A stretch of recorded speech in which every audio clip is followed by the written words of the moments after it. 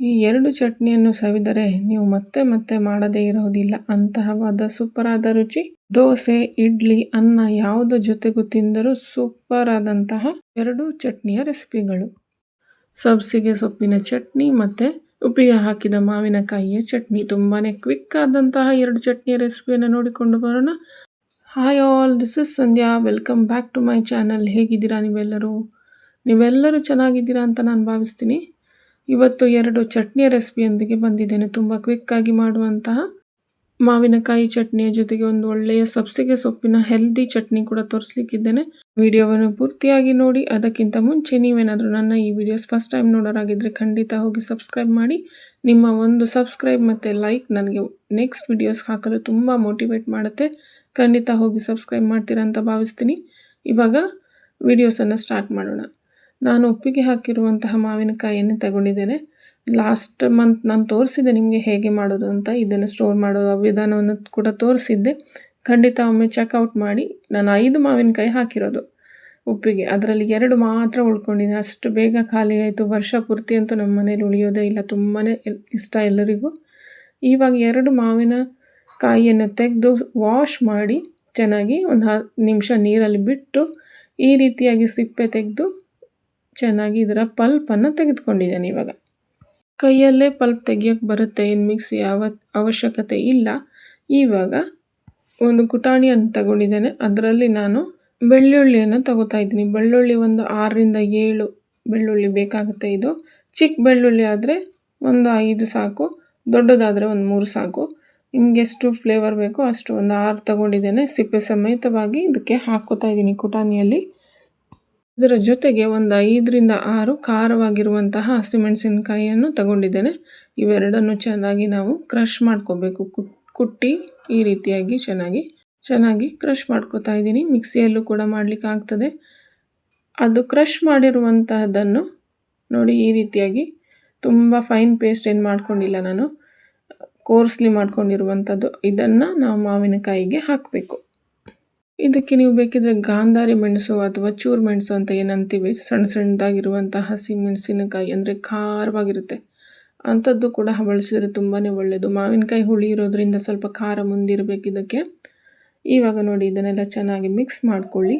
ರುಚಿಗೆ ತಕ್ಕಷ್ಟು ಉಪ್ಪನ್ನು ನೋಡಿಕೊಂಡು ಹಾಕಬೇಕು. ಯಾಕಂದರೆ ಇದು ಮಾವಿನಕಾಯಿ ಉಪ್ಪಿನಲ್ಲೇ ಇಟ್ಟಿರೋದ್ರಿಂದ ಎಷ್ಟು ಉಪ್ಪು ಹೋಗಿದೆ ಅಂತ ನೋಡಿಕೊಂಡು ಸ್ವಲ್ಪ ಹೆಚ್ಚು ಕಡಿಮೆ ಮಾಡಿಕೊಂಡು ಇದಕ್ಕೆ ಉಪ್ಪನ್ನು ಹಾಕಿಕೊಳ್ಳಬೇಕು. ಇದಕ್ಕೆ ಜಾಸ್ತಿ ಉಪ್ಪು ಹಿಡಿಯೋದಿಲ್ಲ, ಸ್ವಲ್ಪವೇ ಸ್ವಲ್ಪ ಉಪ್ಪನ್ನು ಹಾಕ್ಕೊಂಡಿದ್ದೇನೆ.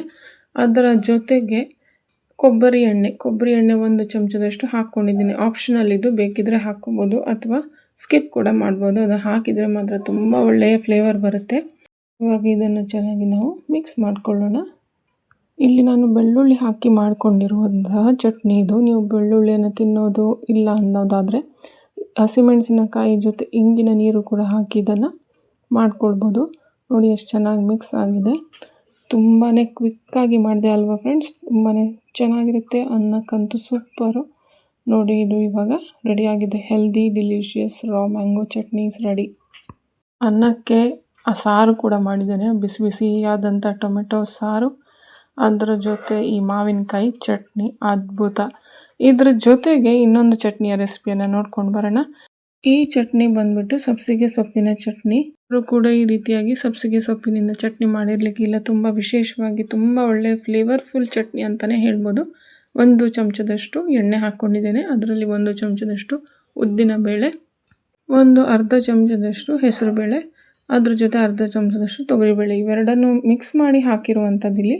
ಸಿಮ್ ಉರಿಯಲ್ಲಿ ಇದನ್ನು ಚೆನ್ನಾಗಿ ನಾವು ಗೋಲ್ಡನ್ ಬ್ರೌನ್ ಆಗೋವರೆಗೂ ಫ್ರೈ ಮಾಡ್ಕೋಬೇಕು. ಅದರ ಜೊತೆಗೆ ಒಂದು 4ರಿಂದ 5 ಬೆಳ್ಳುಳ್ಳಿ ಹೆಸಳನ್ನು ಹಾಕ್ಕೊಂಡಿದ್ದೇನೆ. ಮತ್ತು ಅದರ ಜೊತೆಗೆ ಒಂದು 2 ಬ್ಯಾಡಗಿ ಮೆಣಸಿನ್ಕಾಯಿ ಕೂಡ ಹಾಕ್ಕೋತಾ ಇದ್ದೀನಿ. ಖಾರಕ್ಕೆ ಎಷ್ಟು ಬೇಕೋ ಅಷ್ಟು ಬ್ಯಾಡಗಿ ಮೆಣಸಿನ್ಕಾಯಿ ಇಲ್ಲಿ ಹಾಕ್ಕೋಬೇಕು. ಒಂದು 5ರಿಂದ 6 ಹಾಕ್ಕೋಬೋದು.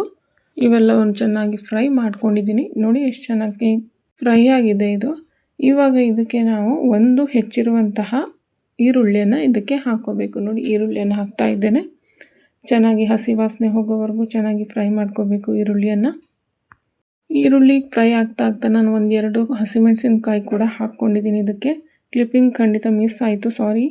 ಇವಾಗ ಇದನ್ನೆಲ್ಲವನ್ನು ಹಾಕಿ 1-2 ಚಮಚದಷ್ಟು ಕೊತ್ತಂಬರಿ ಸೊಪ್ಪು ಕೂಡ ಹಾಕಿದೆ. ಇವಾಗ ನಾನು ಹೀರೋ ಇಂಗ್ರೀಡಿಯೆಂಟ್ ಅಂದರೆ ಸಬ್ಬಸಿಗೆ ಸೊಪ್ಪು ಒಂದು 2 ಹಿಡಿಯಷ್ಟು ಇದಕ್ಕೆ ಹಾಕ್ಕೋತಾ ಇದ್ದೀನಿ. ಇದನ್ನು ಹಾಕ್ಕೊಂಡು ಚೆನ್ನಾಗಿ ನಾವು ಮಿಕ್ಸ್ ಮಾಡಬೇಕು.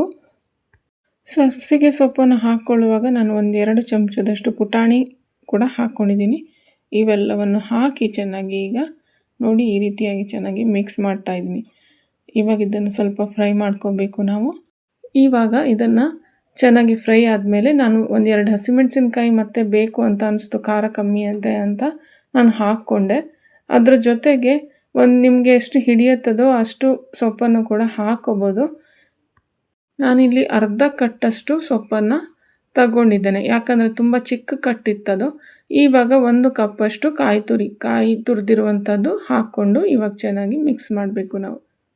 ಈ ಚಟ್ನಿ ಅಂತೂ ಚಪಾತಿಗೆ, ದೋಸೆಗೆ, ಇಡ್ಲಿಗೆ ಅಂತೂ ಸೂಪರ್ ಆಗುತ್ತೆ. ಖಂಡಿತ ಒಮ್ಮೆ ಟ್ರೈ ಮಾಡಿ ನೋಡಿ. ಇವಾಗ ಚೆನ್ನಾಗಿ ರೂಮ್ ಟೆಂಪ್ರೇಚರ್ಗೆ ಬಂದಿದೆ.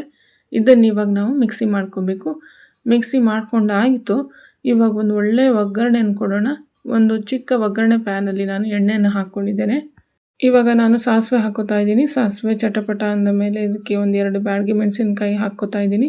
ಬ್ಯಾಡಗಿ ಮೆಣಸಿನ್ಕಾಯಿ ಚೆನ್ನಾಗಿ ಫ್ರೈ ಆದಮೇಲೆ ನೋಡಿ ಚಟ್ನಿ ಎಷ್ಟು ಚೆನ್ನಾಗಿ ಬಂದಿದೆ. ಈ ಒಗ್ಗರಣೆಯನ್ನು ಇದಕ್ಕೆ ಹಾಕ್ಕೊಳ್ಳೋಣ.